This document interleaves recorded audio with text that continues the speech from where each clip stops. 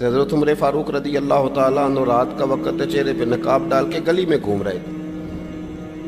میں بھی گلی میں نکلتا ہوں، آپ بھی نکلتے ہیں، لیکن مقصود یہ ہے کہ ذرا پتہ کریں باہر کی ہوا کیسی ہے۔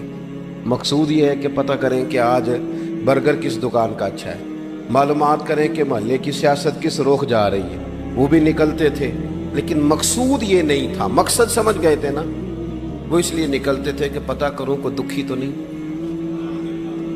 کوئی تکلیف میں تو نہیں، کوئی آزمائش میں تو نہیں۔ دیکھیں نا، کام وہی ہے، میں بھی کرتا ہوں، آپ بھی کرتے ہیں، ساری دنیا کرتی، لیکن وہ ایکم احسن عملا، کردار کس کا ستھرا ہے، ذہن کس کا اونچا ہے، ذوق کس کا بڑا ہے۔ زندگی وہ بھی بتا گئے، ہم بھی گزار رہے ہیں، لیکن وہی کمزور باتیں اور وہی روایتی گفتگو اور وہی لب و لہجہ اور وہی دنیا داری کے مخصوص سی ہماری گفتگو، فلاں کیا کر رہا ہے، کہاں پہنچ گیا۔ اگر پیسے کسی نے نہیں کمائے تو کہاں نکھٹو ہے تب نہیں کمائے، اور اگر زیادہ کما لیا تو کہنے لگے ایک نمبر طریقے سے تو نہیں کمائے جا سکتے، یہ کوئی غلط رستہ اختیار گفتگو ہے، بس نشستن گفتن برخاستن۔ تو اعلیٰ کام، اعلیٰ کردار ان لوگوں، حضرت عمر گزر رہے تھے تو غلام ساتھ تھا۔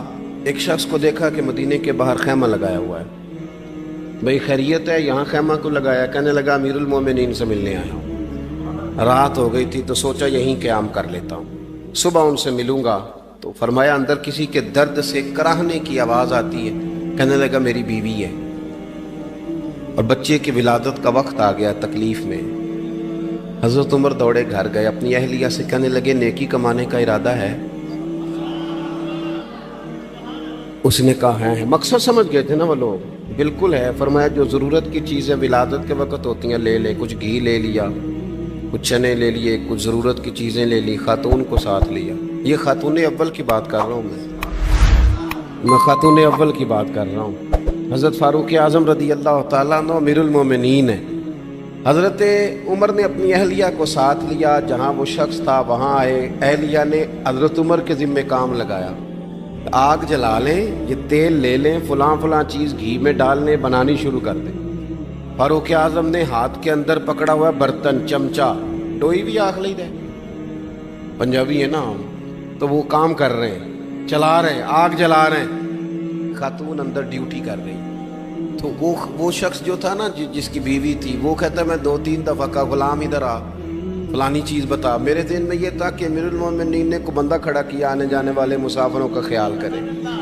میرے ذہن 2-4 دفعہ میں نے اپنے لفظوں میں بات بھی کہہ دی، لیکن جب اندر میرے بچے کی ولادت ہوئی تو اندر سے میری بیوی بولی اور حضرت عمر کی اہلیہ بولی، اور بول کے کہنے لگی امیر المومنین مبارک ہو، آپ کے دوست کو رب نے بیٹا دیا ہے۔ وہ شخص کہتا ہے میں باہر کھڑا تھا، وجود تڑپ گیا، آنکھیں برس پڑی، کبھی نہیں رویا تھا پر کیفیت عجیب بن گئی، کوئی تقریر نہیں سنائی، کوئی اعلیٰ شعر نہیں انہوں نے پڑھا، میں نے جوں لے کر ان کے سر سے پاؤں تک دیکھا، میں نے کہا یہ وہی شخص ہے جس کا نام لے تو کیسر و کسرا کانپ جاتے ہیں، یہ وہی شخص ہے۔ میں نے جمعے میں کہا تھا کہ روب کپڑوں کا نہیں ہوتا، روب تو دیانتداری کا ہوتا ہے۔ ہاں، بڑا مال کما کے لوگوں نے بنائی ہوتی ہے، کار کوٹھی تو بندے کھڑے ہو کے کہہ دیتے ہیں 2 نمبر طریقے سے آیا ہے، اور 13ویں-14ویں گریڈ کا ملازم ہو تو اس کے سامنے بہت بڑا افسر ڈر رہا ہوتا ہے، یار بندہ دیانتدار ہے، یہ رشوت نہیں لیتا، سفارش نہیں مانتا، یہ میرٹ پہ کام کرتا ہے۔ تو روب تو آپ کی دیانتداری کا ہے، آپ کی سچائی کا ہے۔ اپنی زندگی میں جو لوگ مقصد سمجھ گئے، مقاصد پا گئے، کچھ کر گئے، ہم ذرا الجھ گئے ہیں۔ پہلے اتنا شاندار مکان بناتے ہیں، پھر مرنے کو کس کا دل چاہے، اتنی محنت کر کے جو ہے وہ کوٹھی بنائی ہے تو اب چھوڑ کے کون جائے۔ وہ تیار بیٹھے تھے، انہیں نبی کریم نے کہا تھا کن فی الدنیا کانک غریب نو عابر السبیل، تم نے مسافروں کی طرح رہنا ہے۔ او میرے بھائی، کبھی دیکھا ہے ایئرپورٹ پہ مسافر لڑتا ہو کہ میں نے یہ جگہ خریدنی ہے؟ اسے پتہ ہے کہ ابھی فلائٹ آنی ہے، میں نے تو چلے جانا ہے۔ ریلوے اسٹیشن پہ جو جگہ ہوتی ہے وہ خریدنے کے لیے لوگ رٹا نہیں ڈالتے، انہیں پتہ ہے پہلی ٹرین سے چلے جانا ہے۔ بس سٹاپ پہ جھگڑے نہیں ہوتے کہ یہ کرسی میری ہے، جانا جو ہے مٹی دیں تے مٹی رہنا ہی، ایویں کا دی بلے بلے اج مٹی دے اتے بندیا تے کل مٹی دے تھلے. اتنا زیادہ مقصد نہیں نا جب سمجھتے تو بے چین ہے بے قرار. بعض لوگوں نے اتنے پیسے جمع کر لیے کہ اتنے کھا نہیں سکتے, اتنی ضرورت نہیں, لیکن اس کے باوجود ہے کہ وہ دوڑ ختم ہونے کا نام ہی نہیں لے رہے. حضرت صدیق اکبر رضی اللہ تعالیٰ عنہ امیر المومنین ہے. بادشاہوں کے بڑے بات ہوتی ہے. ہمارے ملک میں ایسے بھی بادشاہ گزرے ہیں کہ جو سفر پہ جاتے تھے تو خانسامے بھی لے جاتے تھے, باورچیوں کو بھی لے کے جاتے تھے کہ کھانا میری مرضی کا ہونا چاہیے. حضرت ابوبکر صدیق نے پانی مانگا, امیر المومنین, تو صحابہ نے نا شہد ملا پانی پیش کیا. کوئی اتنی لمبی بات تو نہیں, لیکن صدیق اکبر رو ہی پڑے, اور اتنا روئے کہ ہجکیاں بن گئیں. لوگ کہتے ہیں پتہ نہیں تھا کس بات پہ رو رہے ہیں, پر ہم بھی رو پڑے. حضور آپ کیوں روتے ہیں؟ تو آپ فرمانے لگے یار مجھے آسانیوں میں مبتلا کرنے لگے ہو, مجھے ان دنیا کی لذات میں الجھانے لگے ہو. میں حضور کی بارگاہ میں بیٹھا تھا, اللہ کے رسول فرما رہے تھے پیچھے ہٹ جا, پیچھے ہٹ جا, پیچھے ہٹ جا. میں نے پوچھا حضور آپ کس کو کہہ رہے ہیں؟ حضور فرمانے لگے دنیا میرے پاس آئی تھی, وہ قریب کرنا چاہتی تھی مجھے, تو میں نے اسے کہا پیچھے ہٹ جا, میرے نیڑے نہ آنا, دور ہٹ جا. وہ ہٹ تو گئی ہے پر جاتی دفعہ کہہ گئی ہے سونیا آپ تو بچ گئے ہیں, پر آپ کے بعد والے کیسے بچیں گے؟ تو مجھے سینے سے لگا لیں, گلے سے لگا لیں, مقصد اپنا سمجھیں, اعمال کا حسن پیدا کریں. اگر انسان کا مقصود مال کمانا ہے تو اگر مال مل گیا تو اس کے بعد پھر کیا کرے گا؟ کسی نے طے کر لیا تھا کہ بہت بڑی گاڑی اور بہت بڑا بنگلہ مجھے چاہیے, تو وہ بنگلہ اسے مل گیا, گاڑی آ گئی. اب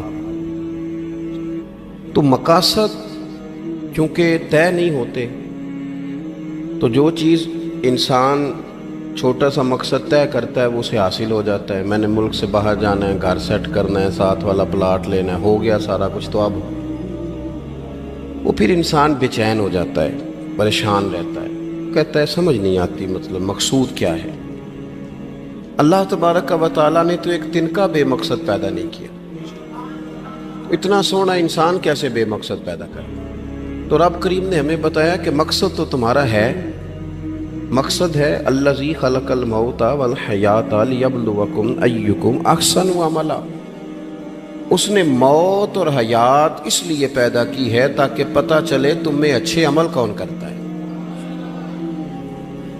تم کس قدر زیادہ اپنے رب کی عبادت کرتے ہو, کس قدر زیادہ حسن اخلاق کا مظاہرہ کرتے ہو, کس قدر زیادہ لوگوں کی خدمت کرتے ہو, کس قدر زیادہ تم دین کی تبلیغ میں, اشاعت میں, ابلاغ میں, ترویج میں کردار ادا کرتے ہو. با مقصد تمہیں بنایا ہے, با مقصد. اچھا ترین عمل تم میں سے کون کرتا ہے؟ اس لیے موت اور حیات پیدا کی تھی کہ تم نے ستھرے سے ستھرے اعمال, بہتر سے بہتر کردار, اعلیٰ سے اعلیٰ تمہارا انداز زندگی. دیکھیں ہم نے لوگوں کے ساتھ مل کے رہنا ہوتا ہے, بہت ساری چیزیں ایسی ہوتی ہیں کہ جو تکلیف کا سامان بنتی ہیں. اب انہی لوگوں کے ساتھ اللہ نے ہمیں مل کے رہنے کا حکم دیا, ان کے حقوق ادا کرنے کا حکم دیا, تو ساتھ ساتھ نا درگزر کا بھی کہا, معافی کا بھی کہا. جب انسان معافی کر دینے والا ہو جاتا ہے, درگزر والا ہو جاتا ہے, تو پھر وہ بڑا ہو جاتا ہے, بڑے دل والا ہو جاتا ہے, بڑے حوصلے والا ہو جاتا ہے, بڑے ضرب والا ہو جاتا ہے, اس کی زندگی حسین ہوتی. تو یہاں آئے تھے کچھ کام کرنے. وہ جو ہم نے مقصود بنائے تھے نا, مطلب اچھے کپڑے, اچھی دنیا داری, اچھی گاڑی, اچھا موبائل سیٹ, وہ چونکہ مقصود نہیں تھا تو ان چیزوں کے حصول کے باوجود بھی لوگ پریشان ہیں. مقصود یہ تھا کہ بہترین عمل, سونا عمل, اعلیٰ ترین عمل میرے رسول پاک صلی اللہ علیہ وسلم کے غلاموں نے نا وہ عمل کر کے دکھایا. اعلیٰ ترین مزاج رکھتے تھے اور اعلیٰ ترین خدمت, یعنی لوگ ان کا کردار دیکھ کے نا, کردار اور عمل دیکھ کے, ہم تو لمبی تقریریں کرتے ہیں, باتیں کرتے ہیں, بڑا کچھ بتانا پڑتا ہے, لیکن وہ بس تھوڑا سا نا لوگ ان کے پاس اٹھتے بیٹھتے تھے, آتے جاتے. اتنی دوڑ ہے کہ آگے بڑھ کے اور لینا ہے, اور لینا ہے, حال میں مزید کا رٹا. وہ سمجھ گئے ہم نا اڑے ہوئے ہیں. بہت سارے لوگ ایسے ہیں جنہیں صحیح بات کا پتہ چل گیا ہے, وہ فیصلہ کرنے میں دیر کر رہے ہیں. انہیں سمجھ آ گئی ہے کہ بہتر یہی ہے کہ میں وقت پہ مسجد آیا کروں, انہیں سمجھ آ گئی ہے بہتر یہ ہے کہ سویرے اٹھ کے نا واٹس ایپ بعد میں دیکھوں، پہلے قرآن پاک کی زیارت کر لیا کروں۔ سمجھ انہیں ہے کہ باتیں زیادہ کرنے سے بہتر ہے درود و سلام زیادہ پڑھا جائے، پتہ انہیں ہے، فیصلہ ہی نہیں کر رہے، ارادہ نہیں بنا رہے، توجہ نہیں کر رہے۔ جب بہت زیادہ بندہ دنیا داری میں الجھ جاتا ہے نا، بہت زیادہ، آسانیاں تو بندے کو جینے نہیں دیتی۔ پہلے انسان کہتا ہے کہ موٹر سائیکل ہو جائے نا تو چلو سفر آسان ہوگا، پھر موٹر سائیکل کہتا ہے ٹائر 2 ہیں، 4 ٹائروں والی ہونا، چلو مہران ہی ہو جائے خیر ہے، لیکن مہران میں بیٹھتے ہی اسے خیال آتا ہے کہ اس کی تو سیٹیں تنگ ہیں، پھر اس سے بڑی گاڑی چاہیے۔ یہ روز دوڑ ہے، 5 فقیروں کسے نہیں ماریا اے ہوئی چور اندر دا، یہ دوڑ ہے، یہ ختم۔ حضرت ابوبکر صدیق رضی اللہ تعالیٰ عنہ امیر تھے، ہمیں تو نا جی ایک سے ایک کھانا، اور آج یہ نہیں کھانا، آج میری مرضی کا کھانا، یہ میری مرضی کا، یہ میرے بچے کی مرضی کا، یہ فلانے کی مرضی کا، وہ خواہشات کا انبار۔ اور نفس بچے کی طرح ہوتا ہے، خواہش پوری کرو تو فوراً ہی دوسری بھی بتا دیتا ہے، دوسری پوری کرو تو تیسری کی بھی خبر دے دیتا ہے۔ ہم نا چونکہ الجھ جاتے ہیں، پھر وہ الجھاؤ ہمیں باہر نہیں نکلنے دیتا۔ اگر تھوڑا تھوڑا کر کے، میرا مطلب یہ ہے کہ زندہ رہنے کے لیے روٹی کھانی ہے نا، مثلا روٹی کا لطف کتنی دیر ہوتا ہے، جتنی دیر منہ میں چباتے ہیں، اس کے بعد ختم۔ تو کپڑا تو پہننا تھا بدن چھپانے کے لیے، اس میں وہ کدھر سے آ گئی ساری کہانیاں جو آج بن گئیں۔ اور اتنے میں نے عجیب و غریب نظام دیکھا ہے کہ نوجوان ہے، اچھا بھلا سیاںا آدمی ہے، کپڑے اس نے تازے سلوائے ہیں، اور 99 لوگوں نے کہا ہے صحیح لگ رہا ہے، تو صرف ایک نے کہا نہیں ٹھیک لگ رہا، وہ پریشان ہو جاتا ہے، کہتا بھی اس کا کچھ کروں کیوں؟ اس لیے کہ یہی سارا مقصود سمجھ لیا ہے، کپڑے پہننا، اسی میں الجھ جانا۔ میں اکثر دوستوں سے کہتا ہوں، میں خود کسی دوسرے کی بات نہیں کرتا، بہت زیادہ عمر نہیں میری، میں خود جایا کرتا تھا، شادی کوئی آ گئی تو 2-3 دن پہلے ابا جی کہتے تھے پرانے جوتے کچھ گنڈوا لا، کچھ پالش کرا لا، توڑے میں ڈال کے جانا موچی کے پاس، اس نے کچھ سیٹ کر دینے۔ اب کہاں رہ گیا جی یہ کام، چھٹی نہیں ہو گئی، اب کون سا ایسا سلسلہ ہے؟ وہ جو کہیں سے کپڑا تھوڑا پھٹ جاتا تھا نا، تو اماں اس کو اس طرح پیوند کراتی تھی کہ ڈیزائن بھی بن جاتا تھا اور کام بھی چل جاتا۔ کدھر گیا وہ دور؟ لیکن تکلیف دیکھ لیں آج پہلے سے زیادہ ہے، لڑائی پہلے سے زیادہ ہے، آزمائش پہلے سے زیادہ ہے۔ کیوں؟ جتنی بھی خواہشات آپ بڑھاتے جائیں گے نا، مقصد فوت ہوتا جائے گا۔ جتنی بھی مقصود سفر کرنا ہے، گاڑی دکھانا تو مقصود نہیں تھا، لیکن ہمیں وہ والی گاڑی چاہیے کہ لوگ ایک دفعہ انگلی منہ میں ڈالیں کہ وہ اس گاڑی پہ بیٹھا ہوا ہے۔ ہم مقصد سے پیچھے ہٹیں گے جب پھر تکلیف میں آئیں گے، پھر آزمائش۔ زندگی میں ہم نے جو چیزیں مینج کی ہیں وہ ساری دوسروں کے لیے، ہمارے لیے کوئی شے بھی نہیں۔ ولیمے پہ گئے تاکہ برادری راضی ہو جائے، تعزیت کے لیے گئے تاکہ محلہ راضی ہو جائے، فلانا کام کیا تاکہ لوگ جو ہیں وہ میرے حق میں ہو جائیں۔ ساری زندگی دوسروں کے لیے جی کے گزار دی، اور آپ نے 99 نیکیاں کی، ایک خامی آئی تو لوگ تو وہ تھے جو پھر بگڑ گئے۔ بہتر نہیں بندہ رب کو ہی راضی کرے۔ واللہ ورسولہ احق ان یرضوا، اللہ اور اس کے رسول کا زیادہ حق ہے کہ انہیں راضی کیا جائے، ان کا زیادہ حق۔ اپنی زندگی میں معاملات کو ترتیب دیں، ایک مخصوص ذہن بنائیں، اتنا سویرے قرآن شریف پڑھنا ہے، اتنا درود پاک، اور یہ راز ہو ہمارا اور ہمارے رب کا، یہ راز ہو، اتنی دیر مصلی پہ بیٹھنا ہے۔ میرے ایک دوست سے ڈاکٹر صاحب میں بیٹھا تھا، تو وہ ایک شخص کو کہہ رہے تھے تیرے دل میں کچھ باتیں ہیں، نکال دے تاکہ تیری ٹینشن ریلیز ہو جائے، تیری صحت ٹھیک ہو جائے گی۔ تو بندہ کہہ رہا تھا اچھا ٹھیک ہے ڈاکٹر صاحب۔ تو میں نے کہا کہ اگر آپ اجازت دیں تو ایک بات میں بھی کر لوں؟ نے کہا آپ بھی کر لیں۔ تو میں نے کہا ڈاکٹر صاحب کچھ دکھ بڑے ذاتی اور نجی ہوتے ہیں، بندہ کسی کے سامنے کہہ ہی نہیں سکتا، بڑے ذاتی قسم کے ہوتے ہیں وہ، آپ کسی کے سامنے جتنا مرضی کوئی قریبی ہو، وہ بندے کی اپنی اندر کی کچھ ایسی تکلیفیں ہوتی ہیں اندر کی، آزم گنڈاں دے وچ گنڈاں دس کیڑی کیڑی کھولا، بڑے مسئلے ہوتے ہیں، آپ کیسے بیان کر سکتے ہیں، سوال ہی نہیں پیدا ہوتا۔ تو کہنے لگا پیر صاحب حال تو ہوگا نا؟ میں نے کہا بالکل ہے، ہمیں ہمارے دین نے دعا سکھائی ہے، جو کسی سے نہیں کہہ سکتے وہ اپنے رب سے کہہ دو، اللہ کے حضور عرض کر دو، کشکول طلب دراز کر کے کہہ دو مالک یہاں پریشان ہوں، وہ بڑا کریم ہے، عطا بھی کرے گا اور پردہ پوشی بھی فرمائے گا۔ اپنے اللہ کے ساتھ اپنا تعلق مضبوط کریں، اپنی زندگی میں حسن اعمال کا پیدا کریں، اعمال کا، کہانیوں کا نہیں، باتوں کا نہیں، تصویروں کا نہیں، نئی سے نئی پکچر کا نہیں، اعمال کا، اور خوبصورت ترین طریقہ ہو۔ دیکھیں نا، مشکل سے بھی تو نماز پڑھنی ہے نا، سویرے ابا بڑے غصے میں تھے تو پھر مجھے اٹھنا ہی پڑا، تو اس طرح بھی تو پڑھنی ہے۔ تو اگر بندہ ذوق سے اٹھے اور ذرا سونا کر کے وضو کرے اور ذرا صحیح کر کے مصلی بچھائے اور سجدہ کرے تو ذرا ذوق سے کرے، مجھے سوز دے، مجھے ساز دے، مجھے نیم شب کا نیاز دے، دم سجدہ خود کو میں توڑ دوں، مجھے ایسا ذوق نماز دے۔ اس ذوق کے ساتھ آگے بڑھے۔ مقاصد جب بندہ سمجھ جاتا ہے نا، مقاصد، پھر اس کے لیے آسانی ہوتی ہے۔ میں نے عرض کیا تھا زیادہ باتیں نہیں کرنی، مقصود تو ایک پیغام دینا ہے۔ اب ہم نے جانے والوں کے لیے کیا کرنا ہے؟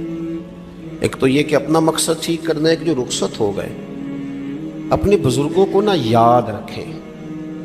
اصل کام ہے ان کو بول کے بتائیے۔ سال کے بعد ختم، بڑی اچھی بات ہے، سسماہی ششماہی سیماہی سب ٹھیک ہے، ان کو یاد رکھیں۔ حضور نہ یاد رکھتے تھے، اپنی والدہ کا ذکر کرتے، اپنے والد کی بات کرتے، اپنے دادا کا ذکر کرتے، اپنے جانے سیدہ خدیجہ الکبریٰ رضی اللہ تعالیٰ عنہ وصال کر گئیں تو حضرت عائشہ کہتی ہیں حضور اکثر گھر میں ان کا ذکر کرتے۔ اپنے بزرگوں کو یاد رکھیں، ان کا ذکر کریں، ان کو نا، والد کے لیے نا والد ہونا شرط ہے، پی ایچ ڈی ہونا شرط نہیں۔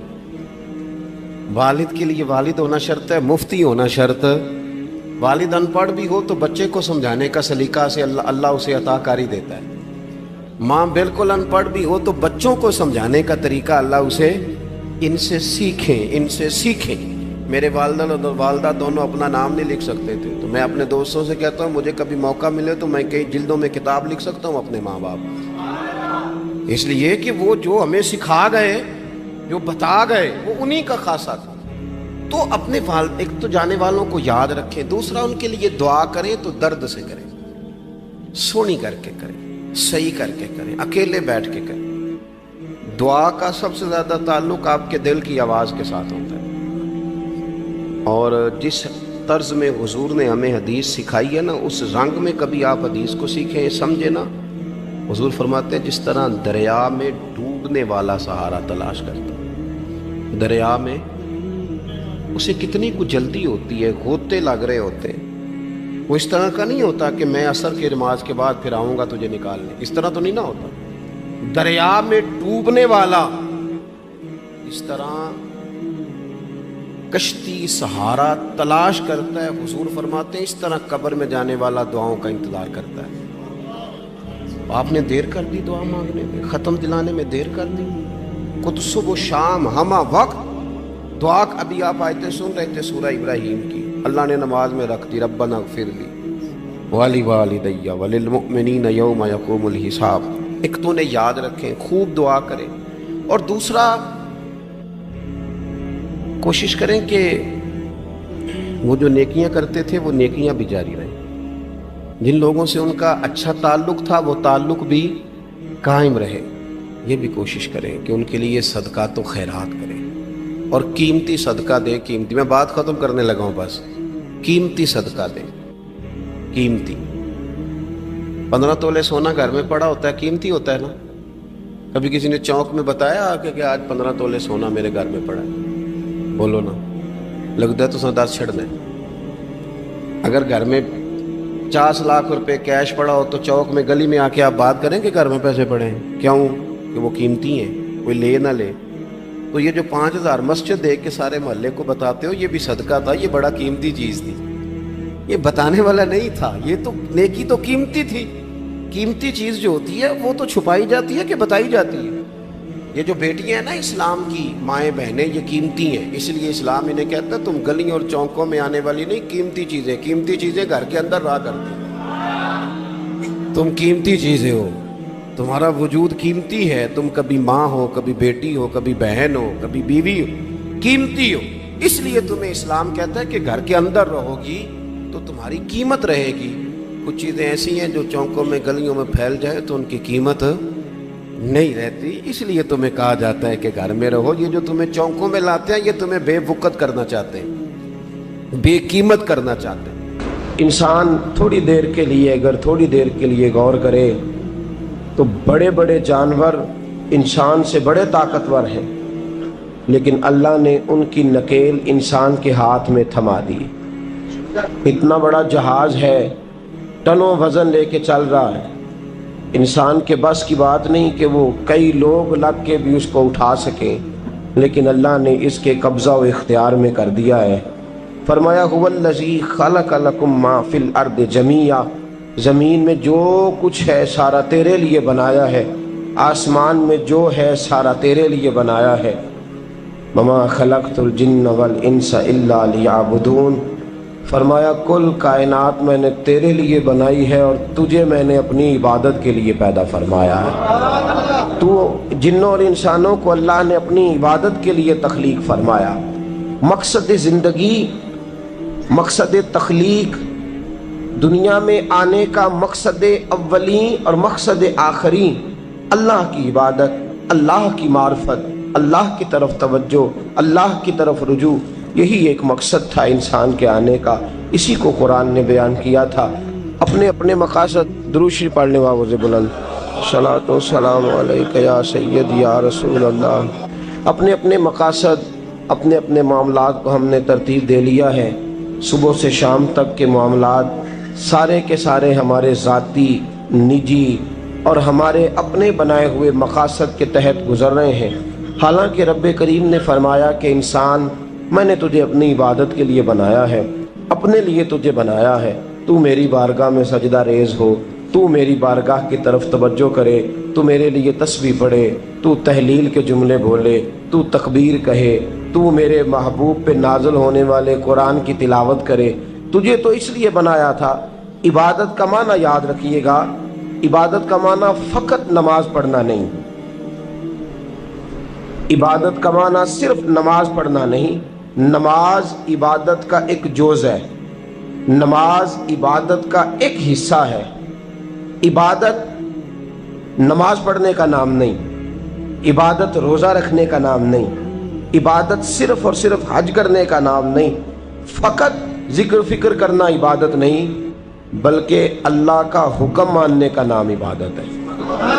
खुदा रसूल की बात मानने का नाम इबादत है। जहाँ जाने का खुदा हुक्म दे वहाँ चले जाओ, ये इबादत है। जहाँ जाने से मना कर दे वहाँ कभी ना जाओ, ये इबादत है। अगर नमाज पढ़ने का नाम ही इबादत होता तो फिर फजर की फजर के वक़्त क्यों पढ़नी पड़ती, फिर ज़ोहर ज़ोहर में ही क्यों फ़र्ज होती, फिर असर का वक़्त मगरिब में जाके क्यों ना शुरू किया जाता, फिर इंसान की मर्जी थी जब पढ़ लेता।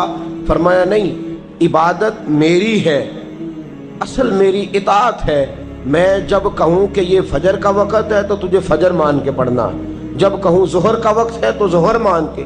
हमने इबादत को मखसूस कर दिया। मस्जिद में चले जाना, नफल पढ़ लेना, कुछ देर कुरान शरीफ पढ़ लेना, कुछ देर अल्लाह की इबादत कर लेना, कुछ देर जिक्र अज़कार कर लेना, इसका नाम इबादत है।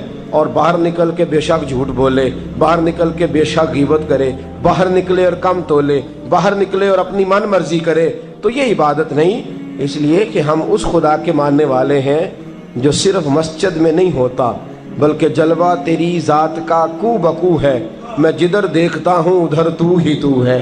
हमारा खुदा सिर्फ मस्जिद में नहीं है, अल्लाह हर जगह है। जे मैं तेनू अंदर जाना फिर मुकय्यद जाना, जे मैं तेनू बाहर समझा अंदर कौन समाना। अंदर भी तूए बाहर भी तूए, विच बुल्ला कौन नुमाना। असल बात यह है कि जब खुदा हर जगह है तो अल्लाह तबारक व तआला का हुक्म हर जगह मानना है, हर जगह इताअत करनी है, हर लिहाज से। रब की बात मानने का नाम इबादत है, अल्लाह की, उसके रसूलुल पाक सल्लल्लाहु अलैहि वसल्लम की बात मानने का नाम, तवज्जो है आपकी मेरी बात पे। इबादत का मफहूम समझिएगा, इबादत का मफहूम समझिएगा।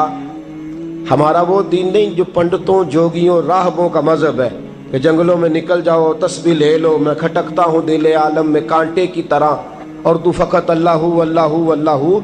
ये मजहब नहीं। हमारा दीन कहता है मस्जिद में बैठ के जो जिक्र करेगा उसे भी सवाब मिलेगा, اور جو محنت کر کے کما کے بچوں کو کھلائے گا اسے بھی ثواب ملے گا۔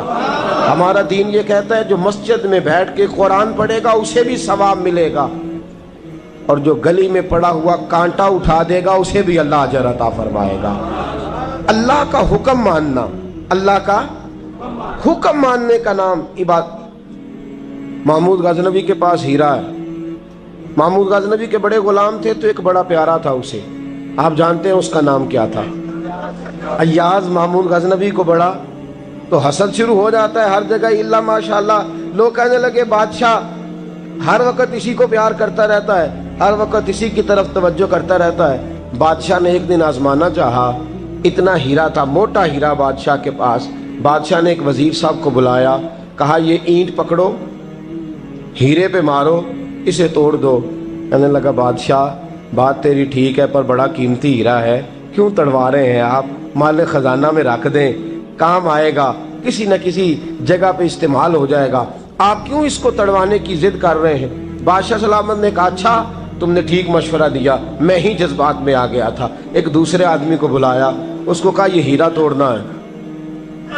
اس نے کہا بادشاہ مجھے لگتا ہے پوری دنیا میں اتنا موٹا ہیرا تیرے پاس ہے، کسی اور کے پاس نہیں ہوگا، یہ توڑنے کی چیز نہیں تجوری میں سنبھالنے کی چیز ہے، اسے سنبھال کے رکھ۔ تیسرے کو بلایا، چوتھے کو بلایا، جس کو بھی بلاتا رہا وہ بادشاہ کو سمجھاتا رہا، جس کو بلایا بادشاہ کو سمجھایا۔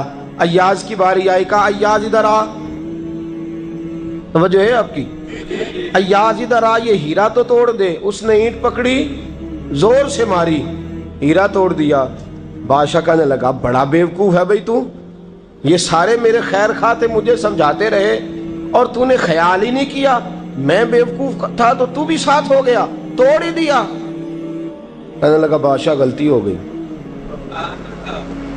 مجھ سے غلطی ہو گئی، مجھے نہیں توڑنا چاہیے۔ اس نے کہا اچھا چل چھوڑ، ایک بات بتا، تیرے سامنے جو سب مجھے مشورے دے رہے تھے تو نے کیوں نہیں دیا؟ میں نے تجھے کہا توڑ دے، کیا لفظ ایاز نے کہے، کمال کر دی۔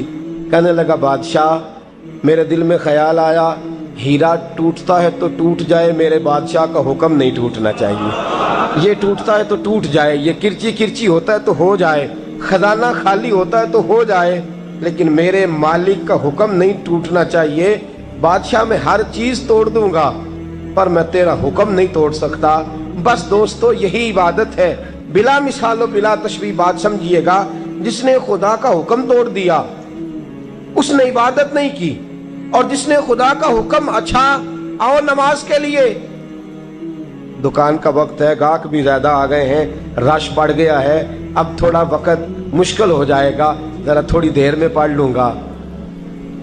ہیرا ٹوٹتا ہے تو ٹوٹ جائے، گاہک آنے کا سلسلہ ٹوٹتا ہے تو ٹوٹ جائے، روزی آنے کا سلسلہ ٹوٹتا ہے تو ٹوٹ جائے، مسلمانوں خدا کا حکم نہیں ٹوٹنا چاہیے، رسول اللہ کا فرمان نہیں ٹوٹنا چاہیے۔ میرے رسول پاک صلی اللہ تعالی علیہ وسلم کا اقبال نے کیا کہا؟ کہنے لگا اے طائر لاہوتی، اس رزق سے موت اچھی جس رزق سے آتی ہو پرواز میں کوتاہی۔ کہا خدا کا حکم نہ توڑ بیٹھنا، اور عبادت بھی جس کو اللہ کہہ دے وہ عبادت ہے۔ ایک بندہ زوال کے وقت نماز پڑھنے کھڑا ہو جائے تو ہو جائے گی، کیوں؟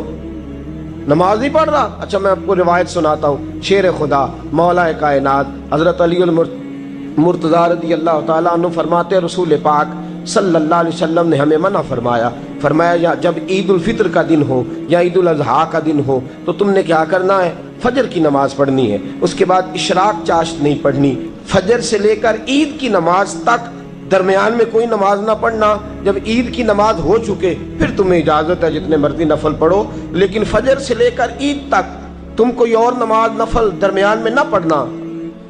حضرت علی المرتضی شیر خدا کا زمانہ ہے، عید کا اعلان ہو گیا، عیدگاہ میں لوگ کٹھے ہو رہے ہیں، ایک شخص دوڑا آیا، اس نے آ کے نماز کی نیت باندھ لی۔ توجہ ہے آپ کی؟ میں نے کہا عبادت ہے خدا کا حکم ماننے کا نام۔ حضرت علی رضی اللہ تعالیٰ عنہ نے نماز کے بعد اس شخص کو بلایا، فرمایا ادھر آ، تجھے نہیں پتا کہ جب تک عید کی نماز نہیں ہوتی کوئی اور نفل نہیں پڑھیں گے؟ کہنے لگا جی میں نے نماز ہی پڑھی ہے، کوئی جرم کیا ہے؟ کوئی نماز پڑھی ہے نا، میں نے سجدہ کیا ہے، کچھ جرم ہے؟ حضرت علی نے تلوار نکال لی، فرمایا جو مصطفیٰ کی سنت توڑ کے نفل بھی پڑھے گا میں اس کا بھی سر قلم کر دوں گا، جو رسول پاک کے حکم کے خلاف عبادت بھی کرے گا اس کو بھی قتل کر دیا جائے گا، توبہ کر۔ یاد رکھیے گا، عبادت خدا رسول کی بات ماننے کا نام ہے۔ آپ سویرے 8 بجے اٹھ کے کھڑے ہو جائیں کہ میں نے تو فجر پڑھنی ہے، فجر کا وقت 8 بجے نہیں ہوتا، وہ گزر گئی 4 بجے، 4:15 بجے ہو چکا۔ ایک شخص شام 7 بجے کھڑا ہو جائے، کہے جی میں تو ظہر کی نماز 7 بجے پڑھا کروں گا، یہ کیسے ممکن ہے؟ اس کا وقت تو 2 بجے کے راؤنڈ اباؤٹ ہے، تجھے اسی وقت ادا کرنی۔ یاد رکھیے گا عزیز ساتھیو، عبادت اللہ کا حکم ماننے کا نام ہے، لیکن عبادت کی بہت بڑی جو ایک رکن ہے، عبادت کا بہت بڑا جو ایک جز ہے وہ نماز پڑھنا ہے، بہت بڑا جز۔ حضرت محمد بن ابی بکر، حضرت صدیق اکبر کے صاحبزادے رضی اللہ تعالیٰ عنہ کیا فرماتے ہیں مسلمانوں بڑے نصیبوں والے ہو، بڑے نصیبوں والے ہو، تمہیں تو اللہ کی بارگاہ میں جانے کے لیے اجازت ہی نہیں لینی پڑتی، اللہ نے تمہارے لیے دروازہ ہی کھول دیا ہے، جب دل کیا، وضو کیا، نماز کی نیت باندھی، اللہ کے دروازے کھل گئے، اور بغیر کسی ترجمان کے تم نے اپنے رب سے بات کرنی شروع کر دی۔ عبادت ایسی نعمت ہے، اللہ کی بارگاہ میں کھڑے ہونا، سجدہ کرنا اتنی بڑی فضیلت کی بات ہے۔ یہ حدیث میرا خیال ہے آپ کو کبھی بھولنی نہیں چاہیے۔ سید عالم نور مجسم شفیع معظم صلی اللہ علیہ وسلم نے فرمایا، بتاؤ اگر کوئی کسی کے گھر مہمان جائے تو میزبان اس کے ساتھ کیا سلوک کرے گا؟ تو صحابہ کہنے لگا، یا رسول اللہ جتنا میزبان اچھا ہوگا اتنا ہی اچھا سلوک کرے گا، جتنا وہ اعلیٰ ہوگا اتنا ہی اعلیٰ سلوک کرے گا، جتنا وہ عرفہ ہوگا اتنی ہی اس کی بات بھی بڑی ہوگی۔ نبی پاک صلی اللہ علیہ وسلم نے فرمایا، جو مسجد جاتا ہے وہ اللہ کا مہمان ہے، جو مسجد جاتا ہے وہ اللہ کا مہمان ہے۔ فرمایا میزبان کے ذمے ہے کہ مہمان کے اوپر رحمت کرے، کرم کرے۔ فرمایا جب تو مسجد جاتا ہے تو خدا بھی رحمتوں کے دروازے کھول دیتا ہے، اللہ تیرے لیے فضل کے دروازے کھول دیتا ہے۔ نبی پاک صلی اللہ تعالی علیہ وسلم نے فرمایا، جب تو اپنے گھر سے مسجد جانے کے لیے ابھی نکلتا ہے، ابھی تو گیا نہیں، ابھی تو نکلا ہے، فرمایا تو نے سیدھا پیر اٹھایا ہے تو تیرا ایک درجہ بلند ہو گیا ہے، تو نے الٹا قدم اٹھایا ہے تو تیرا ایک گناہ معاف ہو گیا ہے، پھر تو نے سیدھا قدم اٹھایا ہے تو تیرا ایک درجہ بلند ہو گیا۔ اپنی اپنی طبیعت ہے نا۔ حضور نے حدیث سنائی، حضرت سیدنا اسید بن حضیر رضی اللہ تعالیٰ عنہ دیہاتی آدمی تھے، مسجد نبوی سے دور گھر تھا، مسجد آنے جانے کے لیے گدھا رکھا ہوا تھا، گدھے پہ بیٹھ کے مسجد آتے تھے، نماز پڑھ کے اسی پہ بیٹھ کے لوٹ جاتے تھے۔ جس دن حضور نے فرمایا نا، ایک قدم پہ ایک گناہ معاف ہوتا ہے، ایک قدم پہ ایک نیکی ملتی ہے، گدھا گھاری چھوڑا ہے۔ صحابہ کہنے لگے، یار دور کا تیرا سفر ہے، تو آرام سے گدھے پہ آ جا۔ کہنے لگے کیوں؟ میں کیوں گدھے پہ آؤں؟ میں تو روز پیدل آؤں گا، تم سب کے تھوڑے تھوڑے گناہ معاف ہوں گے، تھوڑے تھوڑے درجے بلند ہوں گے۔ میں نے چونکہ دور سے آنا ہے، اللہ میرے زیادہ گناہ معاف فرمائے گا، میرے زیادہ درجے بلند فرمائے گا، میرے اوپر زیادہ کرم نوازی فرمائے گا۔ جو مسجد کی طرف چل کے آیا، ایک ایک قدم پر اللہ اس کے درجے بلند کرے گا، ایک ایک قدم پہ اللہ اس کے گناہ معاف کرے گا۔ نبی پاک صلی اللہ تعالی وسلم کی اپنی سنت کیا ہے؟ حضرت زید بن ثابت رضی اللہ تعالیٰ عنہ فرماتے ہیں، میں ایک دن حضور کے ساتھ مسجد کی طرف نکلا، جب ہم جانے لگے نا تو جو رسول پاک کا انداز تھا نا چلنے کا، وہ بڑا پیارا ہوتا تھا، دھیما سا چلتے تھے، نظر مبارک جھکی رہتی تھی۔ سید عالم صلی اللہ علیہ وسلم کی ادائیں ایسی حسین تھیں، تیری سیرت تیری صورت زمانے سے نرالی ہے، تیری ہر ایک ادا پیارے ادائے بے مثالی ہے۔ فرمایا جھکی جھکی نظروں سے حضور چلتے تھے۔ آج میں ساتھ ہوں، پہلے بھی کئی دفعہ ساتھ تھا، مسجد کی طرف جا رہے تھے، کسی جگہ سے واپس لوٹے تھے، کسی کے گھر سے مسجد جا رہے تھے۔ فرمایا ہلکے ہلکے قدم، چھوٹے چھوٹے قدم، آہستہ آہستہ حضور چل رہے ہیں۔ فرماتے ہیں میرے دل میں بار بار خیال آتا، کہ یہ حضور کا چلنے کا وہ انداز نہیں جس انداز میں حضور چلتے ہیں. چلتے پہلے بھی دھیما ہے، چلتے پہلے بھی بڑا پروقار ہے، لیکن آج کچھ زیادہ ہی آہستہ چل رہے ہیں، آج قدموں میں زیادہ ہی ٹھہراؤ آ گیا ہے. فرماتے میں بے چین تھا، میرے دل میں تصور تھا، جرت نہیں کرتا تھا پوچھ لوں اے پائے نظر ہوش میں آ یہ کوہ نبی ہے، آنکھوں سے بھی چلنا یہاں بے ادبی ہے. جرت نہیں ہوتی تھی کہ پوچھ ہی لوں، استفسار ہی کر لوں. فرماتے ہیں مسجد کا دروازہ آیا. کمال یہ تھا کہ آگے آگے حضور تھے، پیچھے پیچھے میں تھا. جب مسجد کا دروازہ آیا تو حضور نے رخ پھیرا، فرمایا تو سوچ رہا ہوگا کہ میں آہستہ آہستہ کیوں چل رہا ہوں، تو سوچ رہا ہوگا کہ میں آہستہ. ایک شعر ہے، اللہ کرے آپ کو یاد رہ جائے. میں بریلی شریف حاضر ہوا تو میں نے، ہمارے ایک شیخ تھے حضرت صدر العلماء علامہ تحسین رضا صاحب رحمۃ اللہ علیہ، میں نے ان سے کہا حضرت جی کو تازہ شعر لکھ کے دے مجھے، تازہ. تو کہنے لگے لو تازہ شعر آیا ہے، ابھی لکھا ہے. اعلیٰ حضرت فاضل بریلوی کے بھائی تھے مولانا حسن رضا، ان کے پوتے ہیں مولانا تحسین رضا رحمۃ اللہ تعالی علیہ. 2008 میں آپ کا وصال ہوا. تازہ شعر لکھا. کہنے لگے علم غیب رسول کے منکر اس حقیقت کو بھول جاتے ہیں. اللہ کرے آپ شعر کے حسن کو سمجھیں، اور جو شعری ذوق کے لوگ ہیں وہ سمجھے کہ بات کہاں سے چھیڑی ہے، کہاں تک گئی ہے.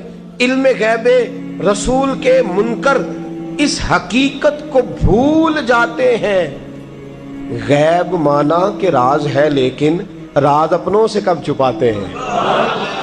علم غیب رسول کے منکر اس حقیقت کو بھول جاتے ہیں. غیب مانا کہ راز ہے لیکن راز اپنوں سے کب چھپاتے ہیں. حضرت زید بن ثابت رضی اللہ تعالیٰ عنہ فرماتے رخ پھیرا اور حضور نے فرمایا تو سوچ رہا ہوگا کہ سونے آج بڑے دھیمے دھیمے قدم چل رہے ہیں، بڑا آہستہ آہستہ قدم اٹھا رہے ہیں. حضور نے فرمایا جو مسجد کی طرف چل کے جاتا ہے اللہ کی رحمت آگے بڑھ کے اس کا استقبال کرتی ہے. اور فرمایا جتنے قدم زیادہ ہوتے ہیں اتنے درجے بھی زیادہ بلند ہوتے ہیں. میں اس لیے آہستہ آہستہ آیا ہوں کہ اللہ میرے زیادہ درجے بلند فرما دے. اس لیے آیا ہوں کہ زیادہ درجے. مسجد میں اس لیے آہستہ. عبادت کی فضیلت دیکھیں، گھر سے بندہ چلے، ابھی پتہ نہیں مسجد میں وضو کرنا ہے اس نے، ابھی پتہ نہیں 2 رکعتیں پڑھے گا کہ 4 پڑھے گا. فرمایا عبادت کے لیے نکل بھی پڑے تو اللہ اس کے درجے بلند کرنے شروع فرما دیتا ہے. درجے بلند ہونے شروع ہو گئے. بنو سلمہ قبیلہ ہے، محلہ ہے. بنو قریظہ یہودیوں کا محلہ تھا، اس کے بعد بنو سلمہ مسلمانوں کا محلہ تھا، اور تقریباً آج کے حساب سے 1.5-2 کلومیٹر کا فاصلہ تھا مسجد نبوی سے. پیدل چل کے آتے تھے لوگ. کتنے کلومیٹر؟ پیدل چل کے آتے تھے، وہاں سے پیدل آتے تھے نماز پڑھنے. مسجد نبوی کے ساتھ یہودیوں کے مکان تھے، انہوں نے وہ جگہ خالی کر دی. بنو سلمہ قبیلے کے لوگوں نے چاہا کہ ہم جگہ کو خرید لیں. نبی کریم علیہ السلام کو پتہ چلا، حضور نے بلایا، فرمایا مجھے پتہ چلا ہے تم مسجد کے قریب آنے لگے ہو، ویسے ایک بات میرے دل میں ہے، میرا دل کرتا ہے کر دوں. صحابہ مسجد کے قریب رہنا پسند کرتے تھے، اور آج کل جی اے مولوی سون نہیں دیں دے. یقین کریں مسجد کے دائیں بائیں آگے پیچھے جو گھرانے ہوتے ہیں وہ کہتے ہیں جی ہم بڑے پریشان ہیں، یہ تو ہمیں سونے نہیں دیتے. صحابہ قریب رہنا. آپ دیکھیں نا، نبی کریم علیہ السلام کا گھر دروازہ مسجد میں کھلتا ہے، حضرت صدیق اکبر کا گھر دروازہ مسجد میں کھلتا ہے، سیدہ فاطمہ جناب علی کا آستانہ دروازہ مسجد میں کھلتا ہے. صحابہ مسجد کے قریب رہنا پسند کرتے تھے. بنو سلمہ قبیلے کے لوگوں نے چاہا ہم بھی قریب آ جائیں. حضور نے بلایا، فرمایا مجھے پتہ چلا ہے تم مسجد کے قریب آنا چاہتے ہو. یا رسول اللہ دور سے چل کے آنا پڑتا ہے، ارادہ ہے قریب آ جائیں. حضور نے فرمایا دور ہی رہو، تم اس طرح کرو دور ہی رہو. کہا یا رسول اللہ کیا مطلب؟ فرمایا فرشتے جب بھی نیکیاں لکھتے ہیں عبادت کی، ابھی تک تمہارا پہلا نمبر ہے، ابھی تک تمہارا پہلا نمبر ہے. یا رسول اللہ کیا مطلب؟ فرمایا اس لیے کہ تم دور سے چل کے آتے ہو تو اللہ تمہیں زیادہ اجر عطا فرماتا ہے. آخر دعوانا ان الحمدللہ رب العالمین.